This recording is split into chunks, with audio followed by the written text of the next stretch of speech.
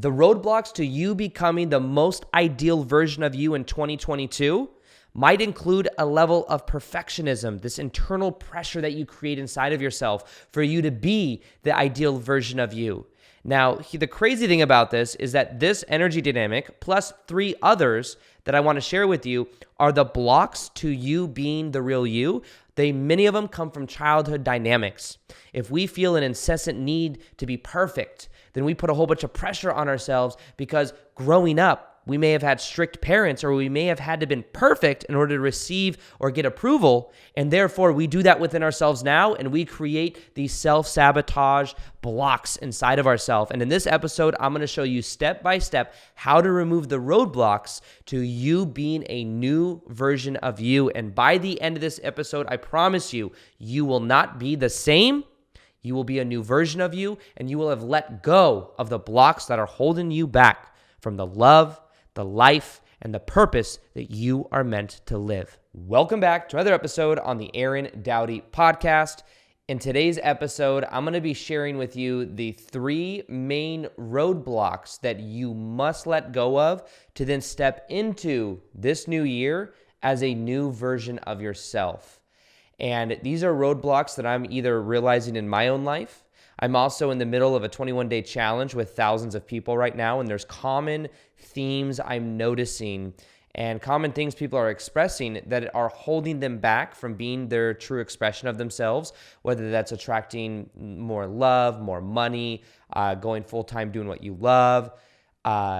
These new patterns that you want to lay down for 2022, the thing that will hold you back from doing that are different roadblocks, different forms of self-sabotage. And in this episode, I'm going to show you exactly what to do, how to remove those roadblocks, and how to really become and realize that you are a new version of you every second. Every second, you're recreating yourself. Your cells in your body naturally do this. Every moment, your cells, your body's recreating itself. The thing that keeps us locked into the old reality is the stories that we tell ourselves about why we are the certain way that we are, and that's what keeps us glued to the past. In a way, it's also the familiar. We are addicted to familiar emotions, familiar ways of thinking, familiar ways of feeling, and familiar ways of doing different things. The addiction that we fight for is because we feel safe in familiar emotions, even when familiar emotions aren't actually pleasurable. We don't actually even enjoy it.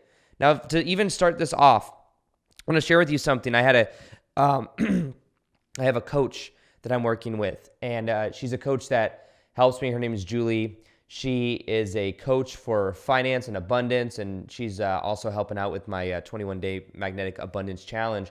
And I called her yesterday, and I want to share this with you because maybe you'll see how different familiar patterns in your life stay on autopilot, because this was a huge insight and a huge epiphany for me.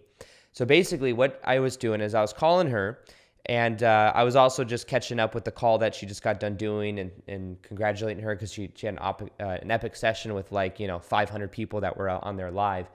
And what happened is I was talking to her about something I'm considering doing. Now, you probably heard me talk about this, and maybe it's even gotten annoying at this point, but I'll explain the shadow behind this thing so you'll see it. But I moved originally. I moved to Sedona, Arizona, and I lived there for I lived there for about a year, but I bought a house there in January of last year, and I remodeled the house. I moved into the house, and I lived there for a couple months before realizing that I don't necessarily want to live full-time in Sedona.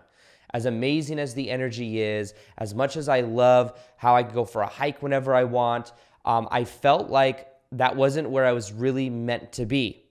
So what I ended up doing is I've always felt a calling to Texas. And I know it sounds crazy because Texas is so different than, I guess, the way I would assume it to be. But when I came to Austin, Texas, to meet up with some friends a couple months later, I just felt such a calling to Austin. I couldn't even describe it. And within a couple months of being here, I came here. The next time I came here, I met somebody at a dinner party that was willing to sell me their house. So I bought a house from somebody I met at a dinner party, And then I had two houses. I had a house in Sedona, I had a house in Austin. And then this is what happened. So this is where I'm sure it gets annoying for you to hear this, but because you've probably heard me talk about it in other YouTube videos. I then bought a house here in Austin, in downtown Austin. Probably one of the best locations to live in, especially if you live a very active lifestyle and you like going to amazing places to eat and all of that. So I lived in like one of the primo locations in Austin, and then I was there for 3 or 4 months. Guess what happened then? I realized that I didn't want to be in the middle of the big city, Austin. I wanted to have more space. I wanted to move. So what I did is I rented out that house. I'm renting out my Sedona house. I rent out now the house in Austin, and then I moved to the outskirts of Austin, and I'm renting a house over here. Well, then what I was calling my friend Julie for to find out is I feel like one of two things. Either I want to find a house that I'm in for 5 or 10 years that I can just root down because I know I'm getting ready to do live events. I'm going to be very busy. And the thing that I mentioned to her was like, or I'm afraid that maybe this is a pattern that I have to where I just keep getting settled into a new house and then I just want to move again. I just want to move. Here was what the advice that she gave me. And this was also kind of like her tapping into her own intuition with this. But she said what was coming up for me was she knows my childhood dynamic from 7 to 15 years old, having the ex-stepmom in my life. And she said, growing up, you did not feel safe inside your own home. You didn't feel safe. So what you do is you'd be in a place, but you never were really able to just let your guard down, just to relax because of the crazy abuse, the stuff that you went through from 7 to 15. And now what's happened is every time you move into a place, you live there, and then you also, after a while, you don't feel safe. So then you look for the next place. So the thing is there's a pattern in my life of not feeling safe to where I am then looking for that in other aspects of my life, trying to like escape or trying to find something else, thinking that that's the key, when really it's to create the sense of safety within myself. And also to set the intention that I find a house that I feel safe in. Now, the interesting thing about this too, that I noticed is that when it comes to this whole dynamic, I can see as well how there are certain energies that maybe were on autopilot, that we absorb energy from our parents. That's not our parents' fault because our parents also went through crazy stuff, but I can see that my mom, for example, she went through a lot of crazy stuff growing up as well. And guess what? She ran away from her house when she was young because of the abuse that was happening in the house. So my mom didn't feel safe growing up. She probably didn't feel like that home was a home because there was so much chaos and craziness growing up. And then at the same time, I was in survival mode from 7 to 15 years old, living with my ex-stepmom and my dad and my brother. And I also didn't feel safe. So that, to me, though, not feeling safe has become familiar. That's the crazy thing. And the thing for me to become aware of is how can I create sense of safety within my own body? And as I begin to look at this, I can begin to see that the more I put the awareness in my body, the more I redefine what home is, and the more I set the intention to create the home within myself, but also with wherever I'm at, the more I can release those old patterns. You see, that's how the familiar works. We are addicted to familiarity because that feels safe, even though not feeling safe is what feels safe. Does that make sense? That's the crazy thing. This is why some people attract partners that are abusive, physically, mentally, emotionally, because it feels safe to the past. That's one thing, that's one big roadblock that is going to block us from actually experiencing the new version of us in 2022. That's the first one. The addiction to the familiar is the roadblock in of itself. And after the 7 to 15-year-old thing happened and I was free, I was able to have friends, I was able to eat food, I was able to do all this cool stuff in my life. Guess what ended up happening? I ended up attracting people into my life that were very familiar to my ex-stepmom because somebody trying to control me felt familiar. Either an ex-girlfriend that was very jealous, that was something that was very familiar, control. On the other side of that, there was the dynamic of a manager that was trying to control me. That was always into my life until I became aware of it. So one of the things to do is to become aware of what are the patterns in your life that are keeping you stuck where you are. Some people may be used to having, it might be a familiar pattern for you to have an emotionally unavailable mom or dad. Now, are you in a relationship with someone that's emotionally unavailable? Because that might also be a familiarity block. You feel familiar with that. Sometimes people feel familiar with having somebody in their life that is that they need to fix. I know for a long time I was in this fixed pattern where I'd attract people that I felt like I could fix and add value to, because also there's payoffs to this stuff. The payoff I got from trying to fix somebody is if I could try to fix them, I could then feel worthy. I didn't feel good enough. My sense of worthy and value was dependent on how I could fix or help somebody, which also is implying that someone else is broken. So it wasn't actually really even helping them. It was enabling them to a familiar pattern where they believe they're broken. So if they could have someone that could save them and fix them, then maybe that's the key. You see how crazy these familiar patterns are? But we are literally addicted to familiar energy. And the key to this is becoming aware of it. First step, just becoming aware of it. And then making the choice to be a new version of us. That will help us to break out of the past patterns.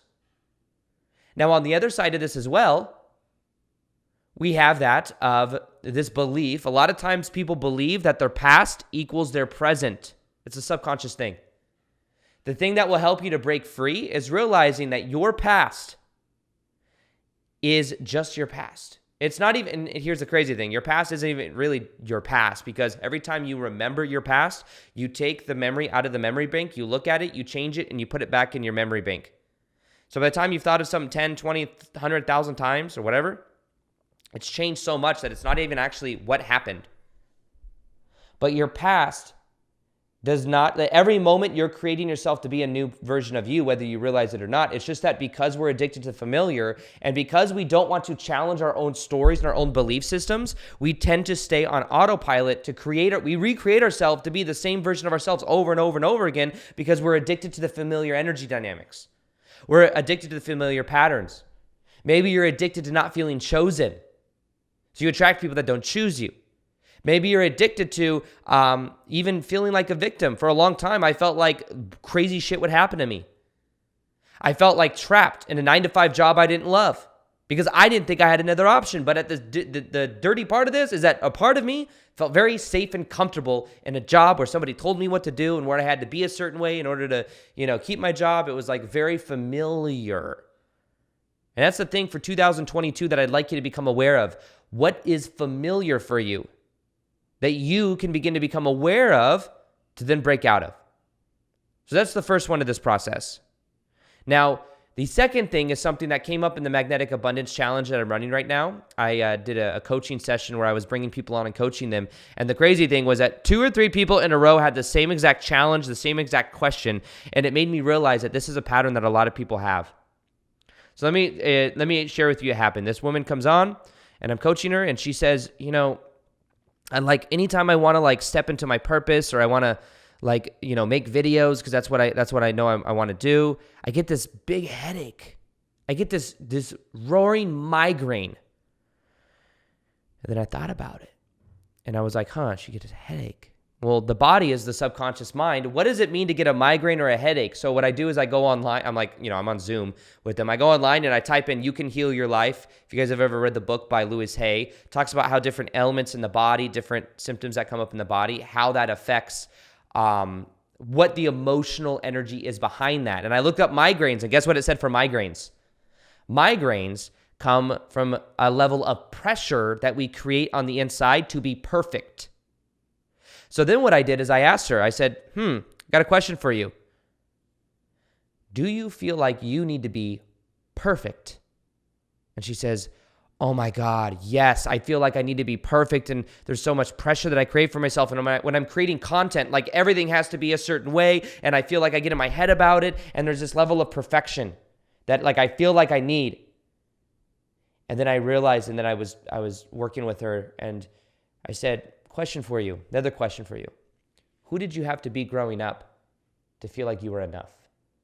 Who did you have to be growing up for your parents to be happy? And you want to know what she said? I had to be perfect. It was never good enough. I had to be a certain way. I had to look a certain way. I had to act a certain way. And if I didn't, I'd get in trouble. If I didn't get straight A's, I was in trouble. I was like, what would happen if you got a B? She's like, I wouldn't have been in good graces, or my parents they would have been disappointed. So imagine that from having parents growing up that were strict, we develop an internal belief system that says that I need to be perfect in order to be accepted or loved. And then what we do is we say, I'm going to create content on YouTube. I'm going to add value to other people. But the bar is set so damn high that it has to be perfect for it to be good enough. But guess what happens? If something has to be perfect, we're creating this internal pressure, and then we're feeling that energy on the inside of restrictiveness. We're feeling this sense of pressure that is also causing a level of restriction from us being our true selves. So the work then becomes, how can I undo some of the stuff growing up of childhood? We could say, let's just, they could see that normal phrase. Instead of perfection, it's progress. And that is part of the answer. Because I was showing I've been on YouTube for years. I've made over 2,000 videos on YouTube. And I, in the beginning, was also a perfectionist. Everything has to be perfect. But then I said, fuck it. I'm just going to make videos. And I know that I'm going to get better with every single video. So I'd focus on the progress. But also, what I realized is I'm just going to focus on me being passionate about it and adding value to other people. So the other part of this perfectionism thing that we might have that might be holding us back from being the new version of us in 2022 is get it out of your damn self.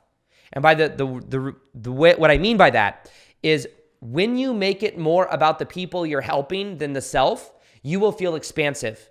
If I focus on making a podcast episode that's going to get through and it's going to help you, you can feel that expensive energy off of me. But when I'm making a video that has to be perfect and that has to get views on the YouTube algorithm, even before I made this video on YouTube, there's a thing on YouTube. If I'm making a podcast episode, I'm very free-flowing and it's very easy. If I know it's going on YouTube, there's a part of me that's like, in the very beginning, I have to do this hook thing in the beginning for it to get views, so I have to get right into the point, and it puts all this pressure on me to where I just can't express what I actually want to express because I'm doing it also so that it gets views. Never does as well that way. When it's just authentic. It's just expressive. It's just me sharing what I'm actually wanting to share with the intention of adding value. That's different energy. If I was going to work every day, working that sales commission job selling women's shoes, and my intention was me making money, me growing my paycheck, very constrictive energy. But when I went in with the intention of adding value with spiking emotion, that created a great amount of change. Because I was wanting to more so it was collaborative versus competitive. So the thing that I'd like for you to realize is that you can start right now being the ideal version of yourself and know that it's good enough the way that it is because you're focused more on progress than perfection. And not only that, become aware of the childhood dynamics you had growing up. Who did you have to be to receive love growing up? Did you have to be perfect? Did you have strict-ass parents? Because if so, then you're probably creating internal pressure for yourself that is so damn high that it's hard for you to take action. It's hard for you to be this new version of you in 2022. And I can relate to this a lot, by the way, because I am so damn hard on myself. I'm hard on my employees, the people I hire, because I have this perfectionist mentality that I become aware of. And what I also realize this comes from too is not trusting. I have trouble trusting other people because no one's going to do it as good as I'm going to do it because this is my channel and this is my thing. But I'm learning that I have to empower other people and I have to start trusting more. Also trusting myself, but also trusting others. And that's something that you do by becoming aware of the childhood dynamics and you let go of the old meanings. Because I had someone in my life like my ex-stepmom, it's like, how can you trust people when people are obviously trying to take advantage of you? You see, but that's like an outdated thing that just happened. The past does not equal the present. This goes back to the first one as well. The past does not equal the present. So for you to be that version of you in 2022, remember that. The past does not equal the present. And then also, so you don't need to live in the past because you can create yourself to be new every moment because you're changing anyways. And secondly, progress over perfectionism and then become aware of the childhood dynamics that you had around what it took for you to be loved growing up and start to love those aspects of yourself. Let yourself get a little sloppy. Let yourself mess up. I remember I was at work one time, and someone I worked with, she had a kid, and she told me that she made her kid was like 3 or 4 years old, like drawing inside of like crayons and stuff, coloring books. And one thing that she said that it has to be perfect. Her daughter has to draw perfectly inside the lines. And if it's not, she will throw it away in front of her daughter and make her redo it. And I thought to myself, even before my spiritual awakening or anything, I was like, holy shit. You're constantly reminding your daughter that she's not good enough, and that her creativity is screwed, and that she has this bar that has to be perfect. And you're also conforming the shit out of your daughter. She needs to draw in the lines. Who says someone needs to draw inside the lines? Brainwash me. I'm just kidding. I won't be mean. But that's the idea. It's like, what barometer, who even decides what is perfect? Is it you? Is it somebody else? Is it the audience? Like, if I was like, oh, this video is perfect only if the YouTube audience tells me it's perfect, then guess what? I'm putting the power outside of myself. And by her doing that with her daughter, she's not empowering her daughter to decide for herself what perfect is or good enough is. In her whole life moving forward, she's going to feel like she's in this little box where she can't really be herself, because if she gets a B, if it's not perfect, But that's what I'm saying is we got to loosen the barometer on ourselves, on our kids, and allow for creative expression as well. It's good to have standards, but it's like, what is the standard, And we'll end up we can let go of those patterns from ourselves by realizing it, becoming aware of it, and then making the choice and realizing that we're good enough the way that we are, and focusing on progress over anything else. If you go give a talk and you're focused on, how do I look in front of everybody? Is everyone going to like me? Blah, blah, blah. It's going to be very restrictive energy. But if you go and say, you know what? I don't care how I look. I just want to add value to these people. I'm going to share what I have to share. I'm going to expressively express myself. Guess what? People will really resonate with your energy in the second scenario, because you've made it not about you. You see? So that's the thing with that. Now, the next one. This is something that's completely transformed my life all of 2021, and I have to share it with you because this is also something I became aware of on that coaching thing, the thing I brought on Julie, and we were talking about abundance, and we were talking about the electromagnetic energy of the heart. And for 2022, what I highly recommend you do is you open up your heart and you focus more on being in your heart. Now, this happens with both. If you want to attract love into your life, you have to be more in your heart. Feel the energy more inside of your heart. But also, if you want to elevate your life to the next level, get in alignment with your passion in a very powerful way. Now, let me give a little context for this. On YouTube, I've been looking at certain people on YouTube, and I have friends on YouTube. Is somebody, for example, there's this guy on YouTube. He's a finance guy. His name's Graham Stephan. This dude has 3 million followers or 4 million followers on YouTube. He talks about finance and stuff like that, and he breaks it down. And he has been doing this for a couple of years now, and his channel completely exploded and took off. And someone in the finance channel as well, they have the potential to be making side note, they can make $200,000, $300,000, $400,000, $200,000 a month on just Google AdSense, which is crazy to me, but not really. I guess just the way it is. But there's this focus that I've had where I'm looking at these other people that really double down on YouTube, and they do super well. And I'm I used to be really passionate about YouTube back in 2017, 2018, but I'm not as passionate on YouTube as I used to be. Now, here's the thing.